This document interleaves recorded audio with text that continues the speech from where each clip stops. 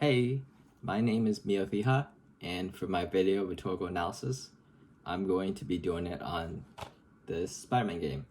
Not the game as a whole, but the box as a means of selling the game. So to begin with, we're going to break it down through the modes of persuasion. So first of all, there's ethos, which is credibility.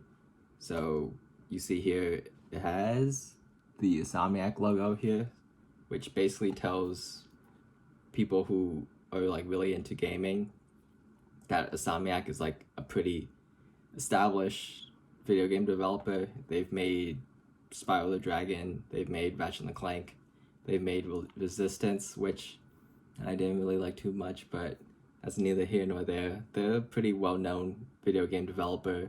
A lot of people know their work, so right off the bat, you can tell that they're a pretty credible video game designer. Second is pathos. It appeals to the reader's emotions.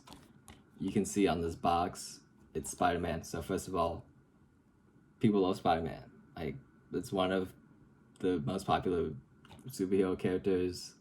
In the back, there's a quote that says, "The Spider-Man game we've always wanted." So that establishes that like we've had the urge to want like to play as Spider-Man. I just did the web shooting thing, and it says "Be Greater" here in big bold letters. It rides off Uncle Ben's saying of like, with great power comes great responsibility. So a lot of motion on this box. Finally, there's logos, which is logical.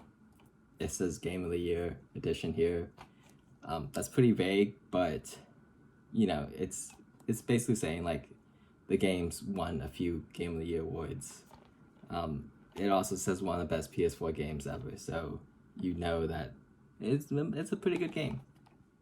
But next we'll go to the audience. The audience is basically gamers, PS4 owners, comic book fans. Those are the particular audience where that's where this game is trying to sell to. That's where this box is trying to sell to. If you haven't seen like the ads, if you're just scrolling through like not grocery store, but like Best Buy, you'll see this game and you'll like look at the sayings and be like, oh, I should pick this game up. Or like a secondary audience could be like parents Christmas shopping and they want something for the kids.